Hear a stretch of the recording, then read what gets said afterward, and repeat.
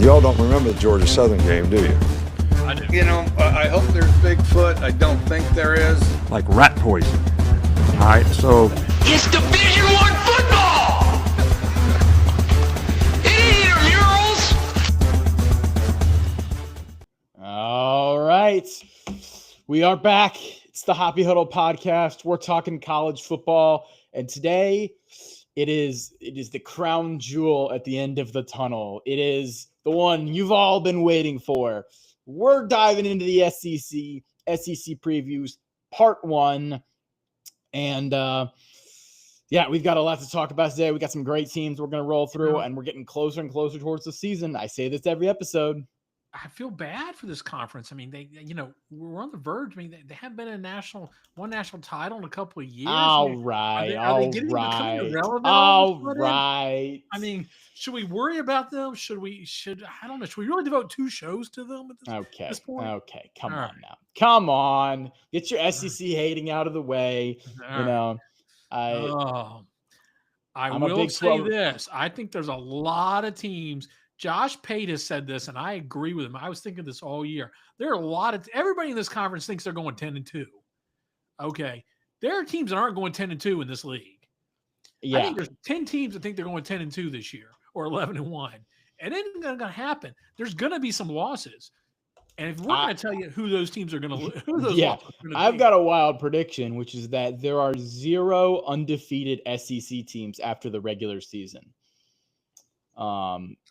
I think you're right, but I think there are going to be some good. I think there's some cream of the crop. I think there are some cream of the crop. I think there's about 4 to 5 teams that are really SEC title contenders, with a couple on the edge trying to jump up. Yeah, but I think we got probably 6 teams that are competing for playoff spots. But I think there's teams that in this conference that think they got a shot at the playoff that are going to be looking at 7-5, 8-4. There's going to be 3 unhappy 7-5 teams at least. Yeah. And anyway, we'll get to all those. But man, there's just a lot of expectations. Everybody thinks this is their year in the SEC, other than Kentucky and Mississippi State, and I don't think that's the case. But let's notice dive he didn't say Vanderbilt because they're convinced they're winning the national title too. Yeah. Sorry, Diego Pavia, not happening. So yeah. Anyway, well, let's get into it. Let's start with. Are we just going to start with the number 1 team in the nation? I think we have to. Yeah. The Texas Longhorns. Let's talk about the Texas Longhorns. Clearly, the preseason number 1. They are, were dominant defensively last year. Really good defensively. Good offensively. Didn't run the ball well last year. Quinn Ewers is gone. Their running backs were injured last year, so. Well, yeah. CJ Baxter got hurt at the. They have a deep back room. They do. Now it's Arch Manning's time. And I am not one of these people that believes that Arch Manning is the second coming of Cam Newton or Tim Tebow. I do believe he's going to be he's got a floor of just very, very good. He doesn't have to be. He doesn't even have to be. Now the ceiling could be great, but the floor is very, very good. I don't think the floor is bad for him. I think we've seen a little bit of him already. I think he's going to be good. The question is around him. The returning, the offense, a lot of this offense changed, particularly the offensive line. A lot of the wide receivers are gone. The running backs have changed a little bit. The offensive line is a complete shift. So this offense, while they've stacked a lot of talent, this is basically a new offense. Yeah. Their offensive line's highly rated, highly recruited well. But they have little experience, so that's something to watch. Again, running back, they got Quintravion Wiesner and CJ Baxter are in the backfield there, and barring injuries, they should be really good out of the backfield. The place to watch, though, is the wide receivers. They got Ryan Wingo, obviously. He's the 5-star. He was a freshman last year. He was pretty good, and expect him to make a big leap this year into a lead receiver role. They also got Khalil Lockett, who is expected to be a beast. On defense, they've got what's interesting about their defense is they've got maybe 2 of the 15 best defensive players in the country. And then they've also just got a lot of pretty good. So I don't know how well that's going to their defense was really solid last year. I don't know how that's going to mesh this year. And the 2 players I'm talking about are Anthony Hill Jr., the linebacker, and Colin Simmons, the defensive end. Yes. It's not they don't have good players at other places. Malik Muhammad at corner, is one of those. They're extremely talented on defense, but they it's not like they have like All-Americans at every position. They've got All-Americans at 2 positions, and then they've got a bunch of kind of unproven blue chips or older guys at other positions who, if the defense clicks as it was last year and improves, they'll be an elite defense. Yeah. And so I don't think there's no reason to expect with this talent to expect a big drop off. Now, the schedule is, I think, favorable. I don't think it's the most difficult. It's not easy. Yeah, but they avoid LSU. They're not going to. Who else do they avoid? I think we have to start at week 1 with the Ohio State game. Yes, that's huge. That's a huge. Tough game. Yeah, and they go to Ohio State. That is not an easy place to play. I think, Arkansas is finally playing the right. Yeah, they do have Arkansas on the schedule there. You'll see right there, Arkansas. Yeah. But, going to Arkansas, out of the box, noon on Saturday, that's a great way to start the season for all college football fans. Oh, yeah. But then if you look at the rest of their schedule, a lot of tune-ups till they face Florida. I think that is going to be a critical game, both for Texas and Florida. It's not inconceivable that they lose to Ohio State and Florida, and they could have 2 losses before they even play Oklahoma. Okay. Hold your horses there. You're assuming a lot about Florida's health. They're injured DJ's all over. DJ has not played a full season of football yet. What? DJ didn't lose a game that he started last year. Didn't he tweak his ankle like 3 days ago? No, he's fine. He's competing in 11-on-11 drills. He is fine. He's completely healthy. He's going to be completely healthy. I mean, will he stay that way? Florida's going to be fine. Let's not. We're not talking about Florida. Florida's Thursday night. All right. I think. Okay. Let me give you my thoughts. I think that they beat Ohio State week 1. They go in there, better defense. They beat Ohio State. I think they roll through. I think they beat Florida, and I think they lose in the Red River Shootout to Oklahoma. After they came up win at Florida, big win, come back. Their rivalry game. Oklahoma, maybe people don't think is going to be as good this year. They lose to Oklahoma. After that, they got 3 easy wins. Then I think they go to Georgia and beat Georgia.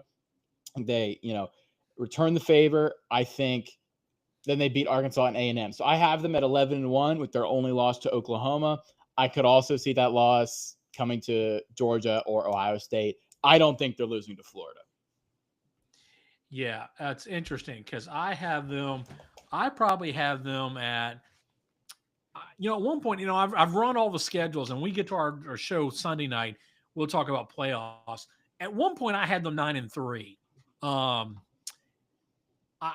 But I think I probably see them with 2 losses. I mean, between Ohio State, Florida, Oklahoma, Georgia, I could see 2 losses, and Texas A&M maybe, although I'm not that high on Texas A&M this year. But between Ohio State, Florida, Oklahoma, Vandy, I could see 2 losses, 1 loss at least, but probably 10-2, and that probably gets them the playoff.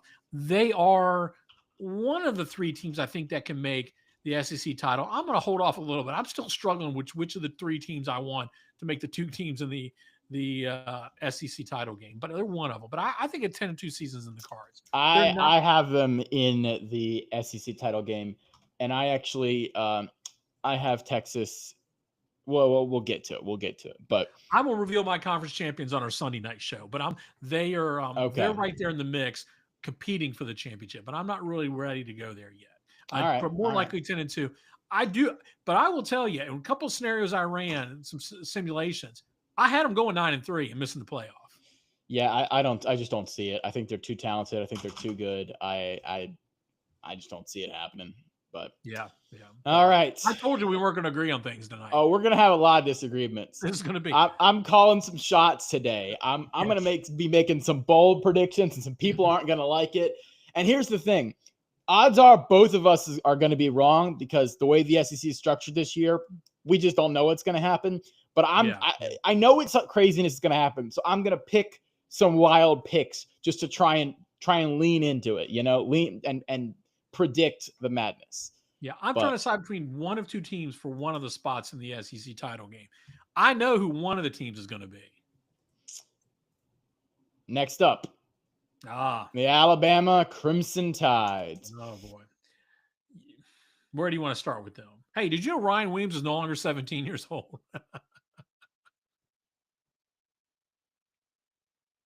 Uh-oh. Did Jake freeze up?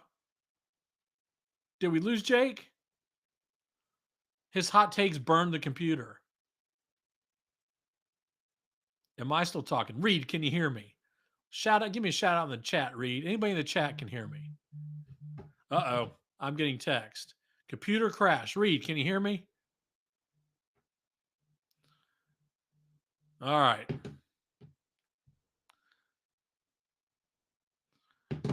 Reed, you still there, or do I need to cancel?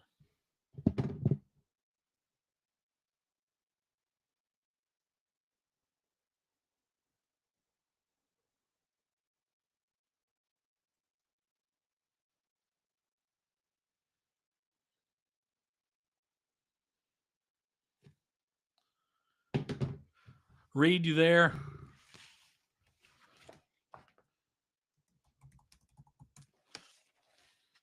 Well, I could run the whole show without anybody. I mean, y'all want to know my Alabama takes. Jake, you there? I'm here. We're back. I don't know if Reed left or not. So I don't know if the stream broke or what happened. I think we had some computer issues, but Okay. it seems like the stream is still going. It seems like we're still live, so we're gonna keep rolling. Okay. They can't stop us. I just figured your hot takes had melted down the computer. So that's probably it. Yeah. okay. Well, you want to talk? You want to lead us off with Alabama? Yeah, I'll lead off with Alabama. Alabama, the Crimson Tide. Bit of a disappointing year last year. You know, some brutal losses to Vanderbilt and Oklahoma. Beat Georgia, though. Impressive win, you know. Showed promise. Kalen DeBoer showed that he can coach offense and he can coach ball. He just got to bring up that floor and not lose those dumb games. Offense, Ty Simpson is the quarterback. We've established that. I do think they have good backups with Keelan Russell as the freshman. So if Ty Simpson doesn't work out, which he's tried for the starting job for several years now and hasn't gotten it, and this makes me think that he may not be very good. So I would not be surprised if they go to Keelan Russell at some point this year. But again, maybe Ty Simpson is good. If he's good, then there's no problem. I do think Keelan Russell is good. And so if they go to him, I think that won't be a problem either. Start off, wide receivers. Man, Ryan Williams, how much more do you need to say? Sneaky little, under the surface, Ryan Williams kind of dropped off towards the end of last year. I'm not sure if that was just teams doubling him more and covering him more, which may be true. But, if that continues into the season, maybe there's a bit of a pattern to notice there. Running back, they got Jam Miller, running back. He'll be excellent. Offensive line, Caden Proctor, one of the best tackles in the country. They're going to have a really solid offensive line. They're very, very talented. They're huge. They're not the most mobile O-line. So if they have to do a lot of like QB power, it may not be the right, may not go super well. They do bring Ryan Grubb, Kalen DeBoer's offensive coordinator from Washington and all his other stops. He comes in. I think that's huge. If you watch those Washington teams at all, Ryan Grubb is an excellent play caller. He out-schemed Dan Lanning on multiple occasions, and Dan Lanning's staff is pretty solid. So I have a lot of faith in Ryan Grubb that the offense will score points. Defense, they're very talented, but their defense kind of, got put on the field too long in some of those losses, especially the Vanderbilt one where they kind of got dragged out. We'll see if that's a repeatable formula teams can use to beat Alabama. I'm pretty high on Bama. I think they're still one of the most talented teams, if not the most talented team in the SEC, right up there with Georgia and Texas. That schedule is manageable for Bama. At Florida State, win. Monroe, win. Wisconsin, win. At Georgia, I think I call that a coin flip. I think that'll be tough. Probably, I say they lose at Georgia. Vanderbilt, Missouri, Tennessee, South Carolina, I have them winning all. I think they probably lose one of LSU, Oklahoma, and Auburn. My guess would be at Auburn just because of Jordan Hare. But if Hugh Freeze is if Hugh Freeze I'm is sorry. Was that out loud? if Hugh Freeze is gone, I don't see that I don't see that happening. So maybe, who knows? But my guess is they lose one more. I have them at 10-2, lost to Georgia and one other team, and right up there, depending on tiebreakers, competing for the SEC championship. Yeah, yeah. No, I think Ryan Grubb being there's a big deal. Yeah. Ty Simpson won this job. I think they're excited to have him there. I think from what all the intel is Keelan Russell had a good camp. I think there's don't be surprised if they work him in at some point. This isn't a reflection that they don't think highly of him. I think they just feel really good about their quarterback room. Jam Miller did get hurt here in the last week, but they don't expect it to be a significant length of time that he misses. So I think running backs will be okay. This team, what slowly got lost is how much talent this team has. And they're loaded at every position. We always talk about how loaded Georgia is. Alabama is loaded. The schedule is pretty favorable. I know they go to Georgia, but other than that, they get LSU and Oklahoma at home. At South Carolina, I think while South Carolina is highly ranked, I don't think that's going to be as difficult as the ranking is. We'll get to South Carolina, I think, Thursday night. To me, this team is sneakily just falling under the radar. I think we're going to see the best of Kalen DeBoer and Ryan Grubb this year. I think Simpson is going to be a better quarterback than Jalen Milroe. I don't think Milroe really fit that system of what Kalen wanted to do. I think Kalen wanted to do different things, and he kind of inherited it, made the best what he could. I think this is going to be more reflective of the Kalen DeBoer team. I think, when you look at their defense, Keenan, Lathan, Overton are back. I think they've got a lot of talent coming back, particularly on the passing side. They should be good. Well, I said, Texas, I wasn't sure they were going to make the championship. This is one of my picks to make the SEC championship. I believe Alabama will be in Atlanta playing in the SEC championship game. I think they might be, yeah. Yeah, so. I also, by the way, Alabama and Texas, I have considered as national title contending teams, where if they get in the playoff, they can beat anybody and they could win the national title. That's very true. So if they go 10-2 and miss the SEC championship game and still get in the playoff, which is very possible considering their schedule, look out. You don't want to be playing them. Yeah. No, absolutely. I think this is going to be a team, you're right, probably at a minimum, if they don't make the SEC championships, is going to be in the playoff, and then they could be dangerous for anybody. I see the floor pretty high for this team. Yep, I agree. All right.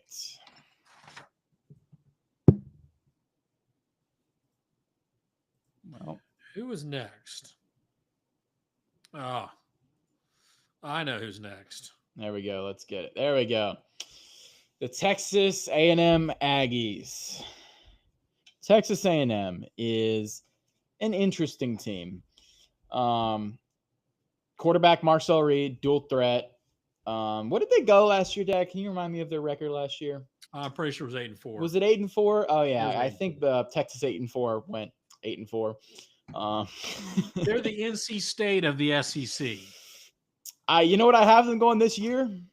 8-4. Thank you. So we are going to agree on this. Yeah, we're going to agree on this. This is no threat, or no shade towards their head coach. Who's the guy? Mike Elko. Elko from Duke. No shade towards Mike Elko. I actually like him a lot. I just think they have a tough schedule. I think they're going 8-4. I don't think they make the playoff, obviously, with 8-4. I think Marcel Reed is okay. He seems just like an okay college quarterback. He doesn't really impress me throwing from the pocket. They do have Le'Veon Moss at running back and Ruben Owens, who are pretty highly rated recruits at running back. Wide receiver, they got KC Concepcion from NC State and Mario Craver from Mississippi State. So they should be better at receiver, but it's kind of hard to know how the transfers will work out. I do think their offensive line is elite and will be one of the best in the country. This is a stacked unit with some big guys, especially their left tackle, Trey Zuin. But I think just the schedule is going to be too much for them. They play too many good teams too quickly. They got a solid defense, better secondary than up front. But I think at Notre Dame, I think that's a loss. So I think you start out 2-1. Then I think they beat Auburn and Mississippi State. And Florida I have is like a coin flip or a loss. But then at Arkansas is a win. At LSU is a loss. Missouri, South Carolina, Samford are wins. At Texas is a loss. So I don't know. I have an 8-4. Yeah. So got to give a shout out to at CFB Kings. They did this great piece a couple weeks ago comparing NC State to Texas A&M. They're the same programs, but we give all this love to Texas A&M. But for the last since 2014, they're basically the same. Matter of fact, I'd argue NC State's a better program. I mean, listen, this program is a mediocre, below average program. Okay, hold on. We gotta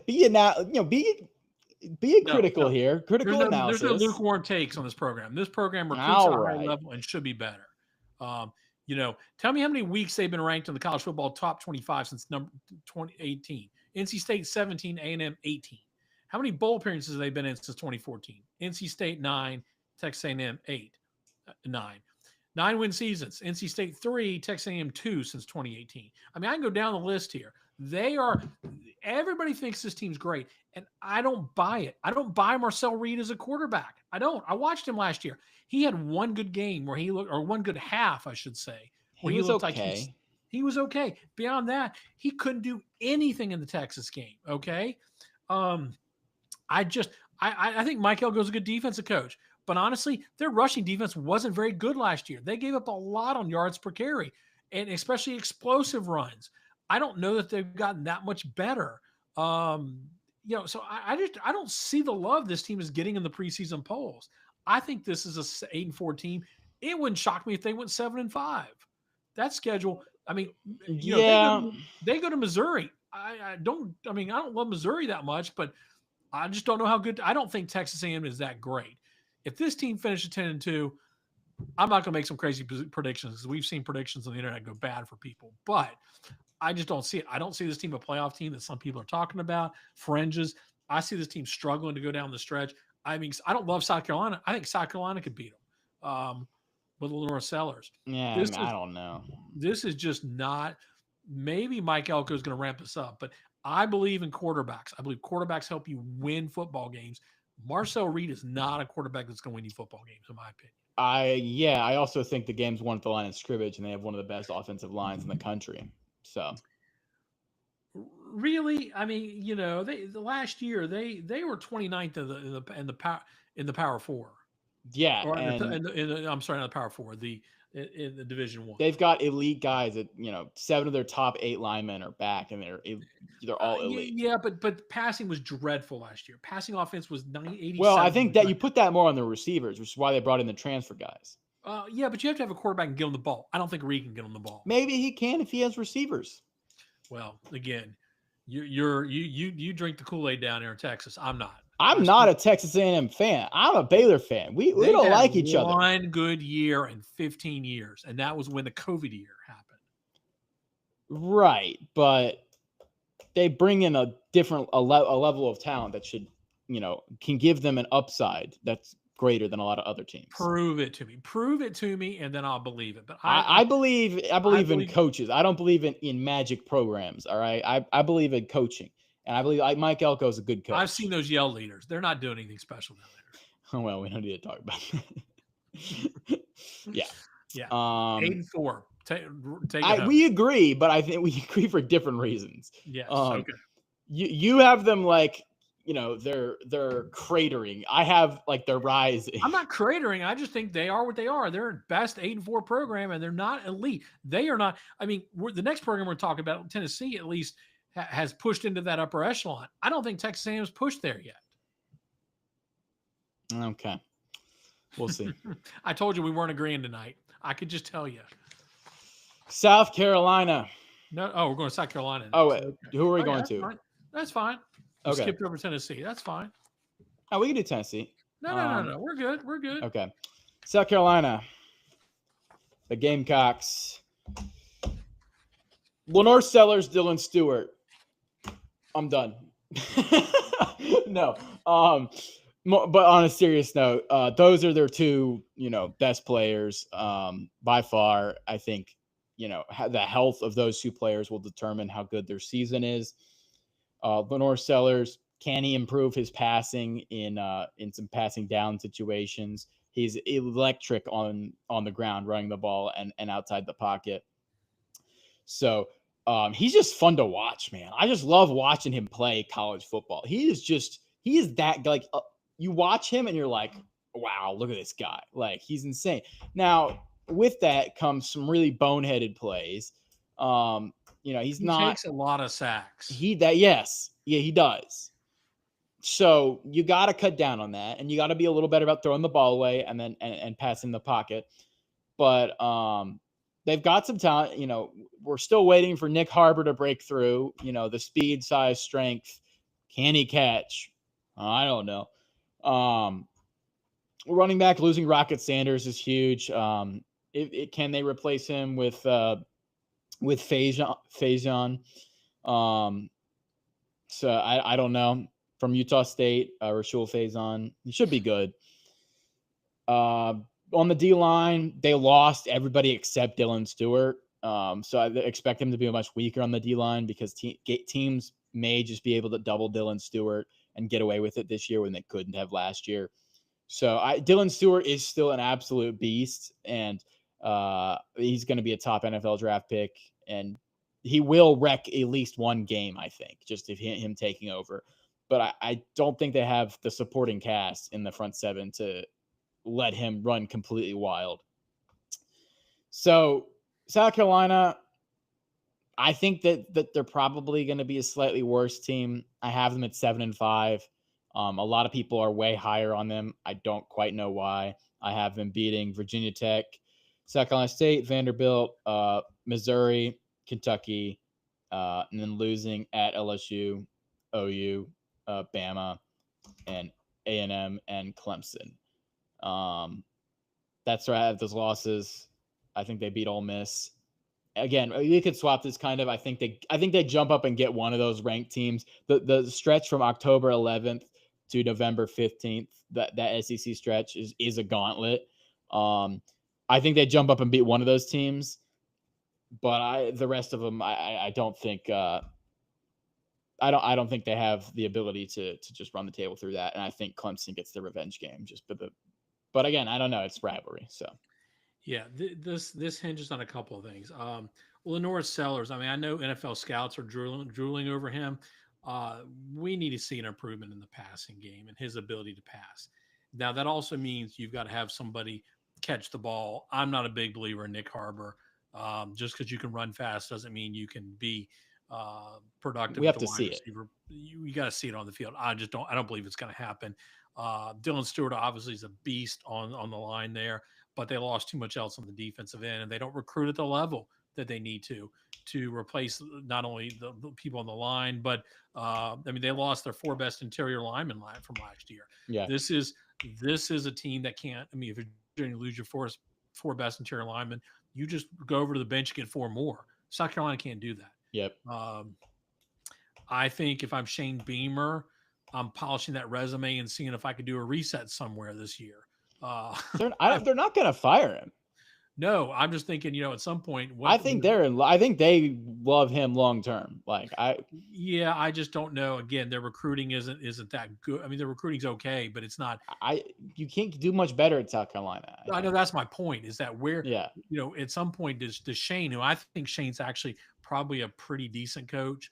I like him a lot. I think he's awesome. I love the vibes. I think he's like younger Dabo Swinney.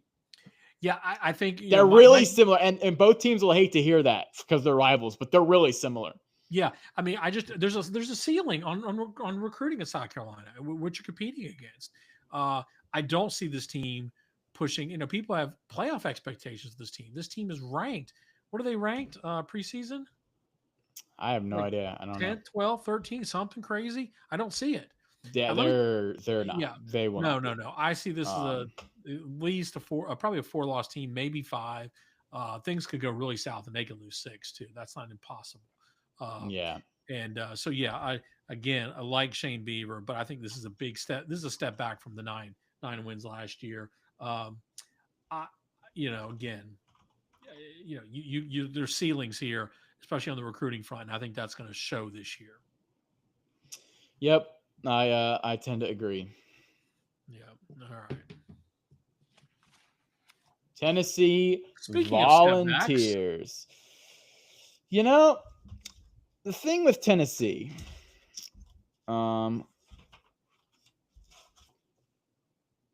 they lose Nico, but how much of a loss is that?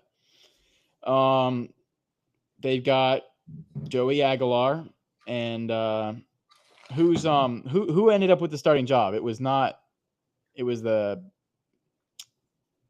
what do you mean? Joey got the well, job. it was Aguilar, right? Yeah, Joey was named Yeah. earlier this week, or Okay, that's what I over the thought. weekend. Joey was named. Yeah, starter. that's what I thought. That's what I thought. I think Tennessee takes a step back, but I think they still go 8-4. So yeah, the schedule helps this year with them. I mean, it's not a killer schedule. yeah, I think Tennessee's one of the teams that I think going into the season had higher expectations with the loss of Nico, and they don't really have that guy at quarterback. I mean, Aguilar is probably more of a game manager. I think 8-4 sounds about right. Again, I could also see them going 7-5, but they don't have the worst schedule ever. No, Upset alert week 1. no. They could lose to Syracuse. That's not out of the realm of possibility. I think they're still better defensively enough. I mean, I think they no. I have them predicted to win, and I think they could. But that's one of those games where it's like they're not a world beater. Like, and Syracuse is decent and scrappy, and maybe you throw a little sprinkle on Syracuse money line there. Yeah, maybe so. I don't know. But no, I'm with you. 8-4 seems to me, Georgia, Bama, Oklahoma, and maybe Florida. But we're counting first of all, they play terrible in Gainesville. They haven't won in Gainesville in like 20 years. So even Florida, I don't count them winning to Florida. I can't count. I mean, that. unless if DJ's out, maybe it's a different story. But if DJ's even playing that game, you can count that. So I mean, I look at those are the 4 losses. Other than that, I don't see a loss on them. I mean, I think they're better than everybody else. They're better than everybody else talent wise. Defensively, they're good enough just in the talent they have. Yeah. I know the safety room was hit in the offseason. James Pierce is gone. But you got Joshua Joseph takes over on the defense. They've got others. They've either got 4 and 5 stars out there. They're good defensively. Yeah, they got Boo Carter at lineback and Arian Carter and Bryson Easton on the line. Yeah, and I think Heupel will find ways to score points. Do I love Joey Aguilar? No, he's not I don't know that he's ideally, and I don't think Heupel would have said, "Hey, I would have been my ideal quarterback." But I think he'll make do, and I think Heupel's one of those quarterback coaches that is just he's going to generate some points. Yeah, I agree. I think, and they're already looking ahead. They've got who's the quarterback coming in the next year? Is it McIntyre?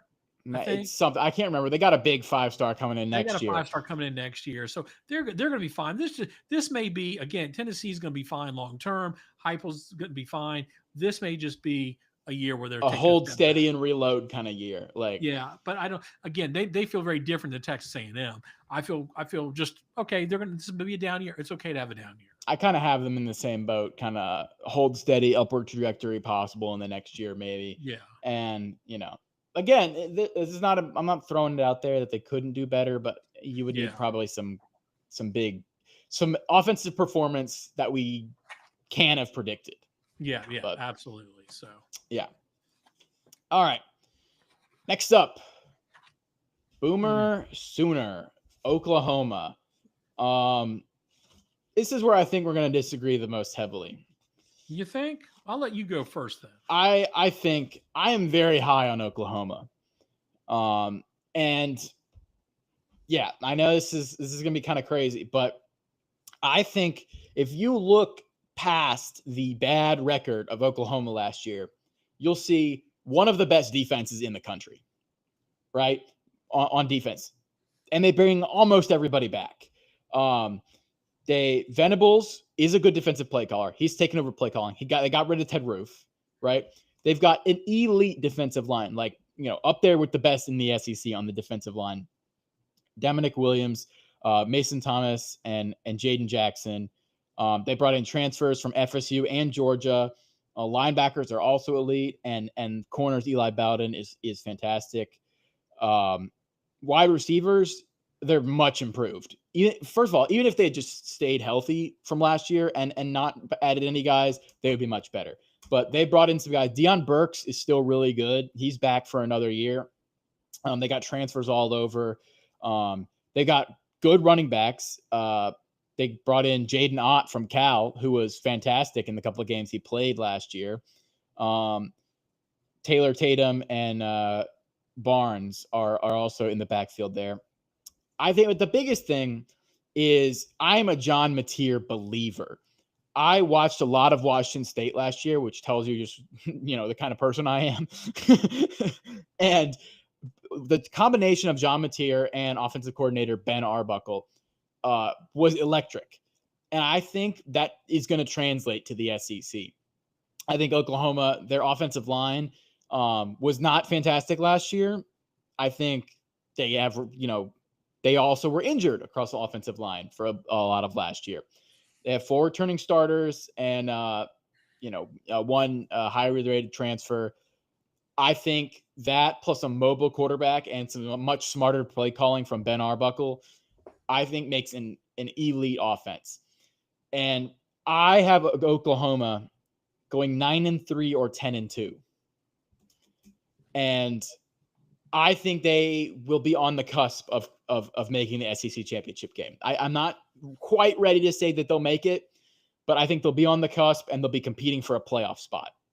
And that's kind of bold, but I think, especially with some of the other teams that they're playing that are kind of on downward trajectories and how the schedule works out, I think Oklahoma, first of all, if you look at their blue chip ratio, they're right there with all the top teams in the SEC. They've got the talent. They're not lacking, and they've brought in the offense. So I am all in on Oklahoma. I think they're fantastic. I've bet them over. I've bet them to make the playoff, and I believe in Brent Venables and the Oklahoma Sooners. Well, Jake, you're right. We're not going to agree on Oklahoma, okay? I don't think they're going to go 9-3 because I think they're going to go 10-2. Okay. Boom! Oh, we do agree. What? We do agree. And let me tell you why. Let me tell you why. Yeah, here, let me get your reasoning because I'm up there with you. I too believe in Arbuckle and Mateer.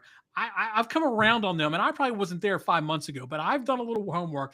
I believe that this offense is going to put points up, and we know the defense is already the strength of this. This is Venables' best team. They have been recruiting. We talk about these wannabes of Texas A&M and South Carolina. This is a good defense. This was not the problem last year. This was an ill-fitted offensive coordinator, injuries, and a bad quarterback. They are going to solve those problems. This team is loaded. Now, I know the 2 issues I have with this team, and it's going to be like Florida. We're going to talk about Florida Thursday night. This schedule is a gauntlet. It is. But when I look at it, I think it can be workable. And here's why. I think this season, to me, for Oklahoma, will hinge on that Michigan game. Okay? Because I think if they lose that Michigan game, they could lose some momentum. But I don't believe they're going to lose the Michigan game. I think they're winning it as well. And I think they're going to go 1, 2, 3, 4. They're going to be undefeated when they play Texas. And let me tell you, a hot Oklahoma team playing Texas with that offense humming, now all of a sudden I think you got a level of confidence. And all of a sudden Texas, I believe Texas will have at least 1 loss, if not 2. I think they beat Texas. I already said this. Yes. So now all of a sudden I think you got to – now whether I don't know they're going to win because of that. Look at the back end of that schedule. Texas, South Carolina, Ole Miss, Tennessee. I think they probably lose 2 of those. Ole Miss, Tennessee, Alabama, LSU, Missouri. I mean, I think they probably finished 10-2 because that's just a brutal schedule. And 10-2 may go in the playoff. I've not finished my playoff analysis yet. I got to go through some tiebreakers to figure that out. But I like this team. Now, here's the other concern I have. And I love Jay Nott. I thought that was a great pickup in the offseason. Oh, I love him. He's awesome. My only other concern is that left tackle, the rookie, Fasisi or whatever his name is, the 5-star.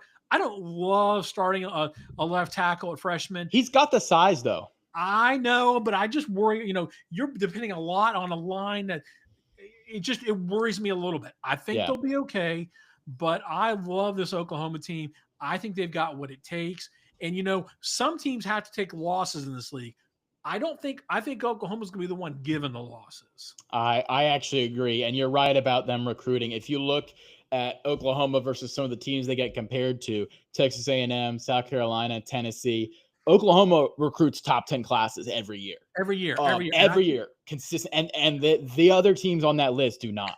They just recruit way better than Ole Miss. They recruit way better than Tennessee. They recruit better than South Carolina.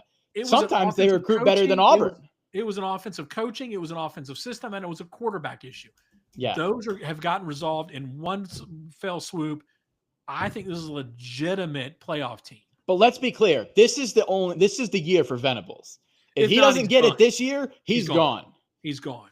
And this team gets stripped apart for pieces. They absolutely do. And then I think that's going to set Oklahoma back as a program in the SEC for a long time. Lincoln Riley will come back, right?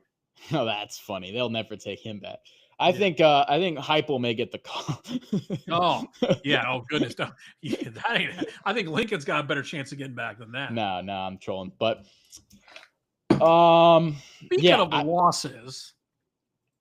Speaking of losses. Oh, you're going to go. Wait. I knew you were going to go there. I thought you were going to Arkansas. Oh, well, we'll get there. Okay. Speaking of losses, can we talk about they may be there too. Quite possibly the worst team in the SEC. We're going to talk about Mississippi State Thursday night. So. Well, yeah, there's that. But the second worst team in the SEC.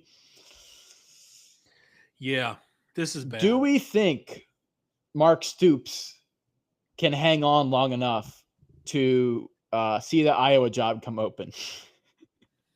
I mean, because I think Ferentz might outlast him at this point. Did you know Zach Calzada is Kentucky's quarterback? I did know that. I did know the Calzone himself is Kentucky's quarterback. I mean, I'm pretty sure he started college when you started college. That's not a good when you're taking the incarnate word quarterback, regardless of his highly recruited past. That's not a good sign. Yeah. This is a problematic team. The recruiting. I thought the recruiting was better a few years ago. It's come down. It's dropped off, yeah. They've been absolutely raided by like every team I feel like going through these rosters and these previews, I feel like half the teams are like transfer from Kentucky. He's a pretty good player. But then I get to Kentucky and it's just like transfer from Incarnate Word, from Alcorn State, from Abilene. I'm like, oh boy. Ugh. They might lose to Toledo week 1. The offense was clearly a problem last year, and I don't know that solving it, bringing in Calzada is the answer. Yeah. The defense has always been a strength. Brad White's always done a good job as the coordinator, but I don't know. Again, the returning production's not very high. They weren't great last year. They weren't terrible, but they weren't great. They did have that upset win over Ole Miss, but they stumbled midway through the season against, Vanderbilt and Auburn and Tennessee, and lost their in-state rival Louisville. I mean, this just isn't. I don't have good vibes going to this team. Tell me where the wins are this year. Toledo, Eastern Michigan. The wins are Toledo, Eastern Michigan, and Tennessee Tech. Yeah, those are the wins. I have them 3-9. Yeah, Vanderbilt should beat them. Vanderbilt will beat them, I think. Yeah. I have them 3-9. I have them no SEC wins. Yeah, I just don't. This is close to. They don't get Mississippi State either, is the thing. Yeah, they don't get Mississippi State, and they don't. Yeah, so and they don't get Arkansas. I think Arkansas would beat them, but yeah, maybe not. Who knows? But this is going to be rough, and I just don't. I don't know what. Listen, one of our favorite people to listen to is Cover 3, Bud Elliott. He's always famous for saying, take the check and take the losses. There has to be teams that take losses in these big conferences. And the bigger they get, you bring in Texas, Oklahoma, that means there's more losses for somebody. I mean, Kentucky, maybe in the old SEC without Texas and Oklahoma, could find some wins. I just don't know anymore. You bring in big name programs, somebody's got to lose. And it's the Kentuckys, Mississippi State, Arkansas. Again, no offense. We root for those teams, but you're just, the ceiling has dropped a game or two for some of these these programs. Yeah, definitely. And I don't. Again, I think they probably lose to Louisville as well. Louisville's going to have a good season. Yeah. All right. Next up. Losing to Toledo is a lock. Thank you, Bron, in the chat. Probably so. We like if you listen to our P6 podcast, we like Toledo in the MAC. Yeah, if you listen to our sicko podcast, we do like Toledo in the MAC. That's right. So, all right. Now we get to the last one of the night, Arkansas. Yes. Sam Pittman's great. We love him. I love Sam Pittman. He's a great guy. In a perfect world, Arkansas should be in the Big 12, and they would be competitive every year. And Sam Pittman would be the head coach from now to the end of time. Yes, but they're coaching in the SEC. It's a great fan base. They support their football teams. I mean, this is why the Southwest Conference existed back prior to the breakup. I mean, you played the Texas schools. You had schools that you were competitive with regionally. They just feel like a fish out of water in the SEC, and I just don't know how they can compete against some of these schools. Maybe every so often you can come up and bite somebody, but go look at their last 5 years. They're always averaging 5-6 losses. Yeah, and out of conference you get Notre Dame. Oh, I mean, just shoot yourself. There's a win. There's a lot. There's a win gone. At Memphis isn't a lock. No, I know that's a regional. They're not a bad team. No. Memphis could bite you. Yeah, I don't know. There's not talent-wise. I mean, talent-wise, their recruiting, is not very good compared. I mean, they're comparable to South Carolina, honestly, which means you're just not going to be competitive. I think South Carolina's got a talent head up on Arkansas. Well, actually, the 5-year average is 25 for Arkansas. The 5-year average for South Carolina is 27. Right, but South Carolina has more top 20. They got more top 20 players, right? Yeah. And I think that matters when you're at these lower levels. Yeah. And what you're seeing is you're seeing some of the better Arkansas players, if they actually hit, are moving on to bigger programs. Taylon Green is not a bad quarterback, actually. No, I actually think I'm surprised somebody didn't go get him. Well, is he? No, what year is he? No, is he a senior this year? I don't know. Who knows? I lose track of all these. Who knows? He's not a bad quarterback, and I could see him, maybe going off on a team that's sleeping, and maybe they jump up to 5 wins, but I have them at 4 and 7. Yeah, I mean, they're not going to beat any but the big ones, but could they on a one day, if they especially knock off Missouri or something like? Okay. Yeah, but it's got to be a home game. I just, if I'm Auburn, I wouldn't look past that game on October 25th. I mean, Auburn better look out. Mississippi State better watch out. But going on the road is a tough task for this team. I think they'll beat Mississippi State. Yeah. But a lot of their starters, they lost 7 of their 7 starters, 12 of their top 16 are gone from their defense. I mean, they're just, the one thing you hope for in a team, if you're going to be a team that doesn't have a lot of talent, you got to get old, stay old. You got to, exactly. Get old, stay old, and be together. And you can't have this much turnover. So. Yep, and I like Arkansas. I like Sam Pittman. I think they may do the send him off and give him an office type gig. Maybe. I don't know if he still wants to coach somewhere else, but I guess that'll probably be up to him. I think he'll see the writing on the wall as well, and I doubt there'll be an ugly firing would be my guess. Yeah, I think the question is who's going to want the Arkansas job. Last year I thought maybe Rhett Lashley would want it. That's his school, but I don't think why would Rhett leave SMU at this point? That's what I was saying. Yeah. Yeah. And I don't know. Does John Summerall take that kind of job? Some of these G5 coaches. No, Summerall wouldn't take that job. I just don't know who takes. It's a tough place to win at this point. So. You know who would take it? Dan Mullen? No. Gruden. Gruden would take it, and Ed Orgeron might take it. Oh, Ed Orgeron. Okay. You just got me excited. You just got me fired up just thinking about that. Imagine Ed wants to coach again. Imagine Ed Orgeron at Arkansas. It would be a great 3 years, man. All right, go. Whooping soon, man. Whooping. So in the last week, we've had Ed Orgeron, Jimbo Fisher, and John Gruden all say they want to coach again. Don't hire Jimbo, Arkansas. Don't do it. Don't hire Ed Orgeron. Have a great couple of years. It'll be fine. So I'm going to blow your mind here. I know we talked about Big 12 our last podcast.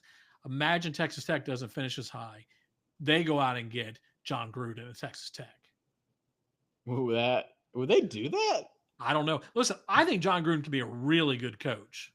He is a good coach. He's won a Super Bowl. No, I think he's a good coach. I think he can be a really good college coach. Yeah, he's got the energy for it. Yes, I do. So some team's going to take a chance on him, and I think the team that does, what scares me, it's going to be like the Coach Prime experiment. Please, Virginia Tech, don't take him. I'm just not trying to give you any ideas. Please, Virginia Tech. Please, Gruden, don't take Virginia Tech. Yeah, I know. Please, yeah. But if somebody's going to make an offer to him at some point, some team that wants to spend some money and make a difference, I just wonder who it's going to be. Is it going to be an SEC school, a Big 12 school? It's going to happen. So. Yeah, interesting. I don't know. Anyway, I think our next podcast, we only talked about really one potential rule. Well, maybe Stoops. I think the next one, we cover the rest of the SEC schools. There's a few more coaches that are on the hot seat on that one. I agree. We'll talk about the rest of the SEC tomorrow. No, Thursday. No, Thursday night. Thursday night. And we'll also give you our week 0 picks. Can you believe it? We're getting to pick season. It's week 0. It's happening. We are here. Oh boy, I can't wait. Can't wait. Yes, we are so close. Farmageddon in Ireland, in Dublin. Hey, maybe by Thursday, Auburn will come up with a few more national championships to award themselves. What are we doing, Auburn? You mock Bama because of this, right? I know. Bama does this, and we mock Bama for it. But Auburn, you want to be better than them, right? You don't want to stoop to their level. Yeah. We'll give Auburn enough hate on Thursday nights. Let's save it for the All right. We'll save it. All right. Okay. All right, guys. Thank you so much for watching. Make sure to like and subscribe. Follow on all the socials. Give us that engagement. And make sure to tune in live next time because we interact with the chat and you can ask us questions and we might answer them if we feel like it. So absolutely. All right. Good night.